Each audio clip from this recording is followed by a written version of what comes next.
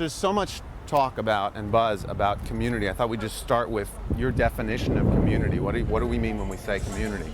Well, it means different things to different people or different companies, but I told you before that we did this big study with Deloitte about how companies are leveraging communities as part of their business processes.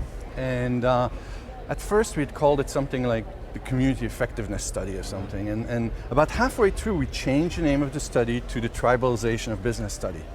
Because what we found is that, what social media enables people to do is to reconnect with tribes, with like-minded people, not all the same people, there's always a need for people that are complementary, not necessarily, the same, but it allows people, like-minded people to regroup with one another, share, have a shared passion or shared sense of purpose, and talk with one another and get the information about what to do from one another instead of from the companies. Mm-hmm. And so, that's what communities are, I think, are groups of people that rally together around a set of, a shared passion, or the other thing that we found that is really very, very powerful is people want to talk to people and people want to help other people, right, which is really important. So, if there is that sense of community where they can help somebody else and feel good about it, that is, it's kind of a loose definition of community, but that's what I would consider communities, is tribes of people that are sharing a common interest. Sure. Yeah. Well, the other thing I wanted to ask is, in my experience, when I'm dealing with businesses, fundamental questions come up of how do I align the idea of community with my traditional business goals of either innovation or harnessing people's intelligence, customer support. How are you seeing the ROI equation show up with communities now as they're getting more mature?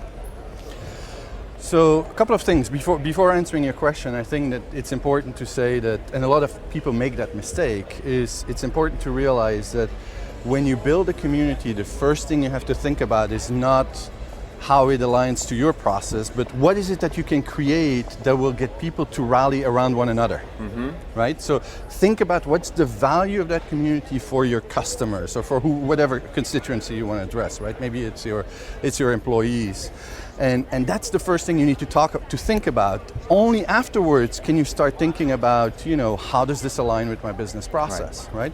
The other thing that you should think about is that when the most successful communities that we have seen tap into people's not their market framework, it taps into people's social framework of evaluating things instead of their market framework. Right. And so let me explain that in a minute. It's a social framework is if your neighbor asks you to come and help him and to move a couch or something, you're going to do it right away. It feels warm and fuzzy. You're not expecting your neighbor to come right back and move yours in return. A market framework is if I'm negotiating a contract with O'Reilly and we're deciding who owns the IP, how much you're going to pay me, how much, that's a market framework. It's cold, it's calculated, it has boundaries, right? Yeah. So the most successful communities, even in business environments, are those where you tap into people's social framework.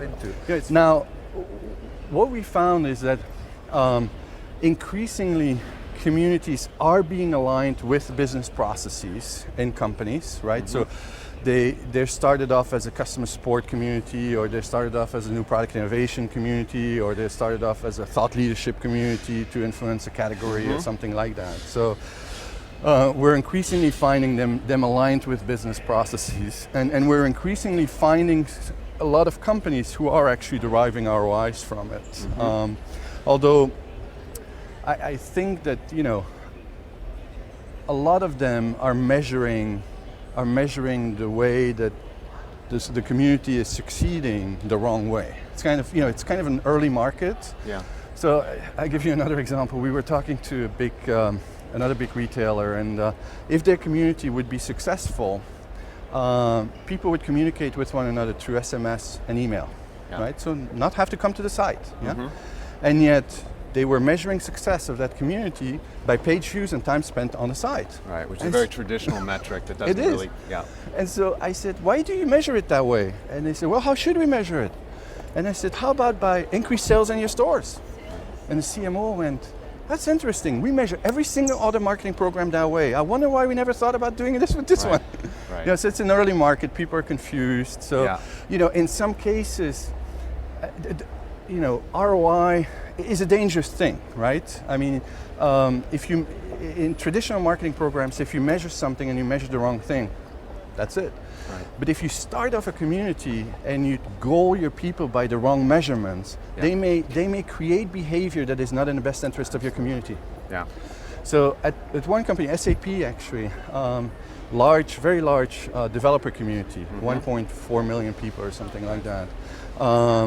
Mark Yolton, who spoke at a couple of conferences and participated in a study, said that, you know, he knows every metric that there is to know about his community, right? But yet, one of the metrics that helped him the most was stories. Yes. You know, hey, do you know this customer actually came here, did that, Yeah. and then became a big buyer of this? Yeah, that's really powerful. He says, you know, when you have stories going around, they go around and around for 6 months in a company, you can't Yeah. stop them.